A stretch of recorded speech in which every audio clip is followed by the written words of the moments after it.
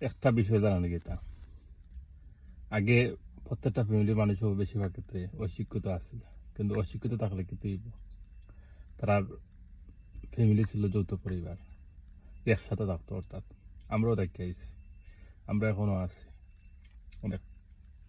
আর এখন মানুষ শিক্ষিত বেশি, প্রত্যেকটা ফ্যামিলির মধ্যে শিক্ষিত আছে, কিন্তু ফ্যামিলি আগের মতো যৌথ ফ্যামিলি না, এখন এটা খণ্ডিত হয়ে গেছে। তো বুঝো, আমরা যত শিক্ষায় শিক্ষিত হই না কেন, কিন্তু ফ্যামিলি লইয়া যে একটা আনন্দ উপভোগ করতে একসাথে থাকি, কিন্তু এটা আমরা নাই, আগামীতে আর থাকতেও না।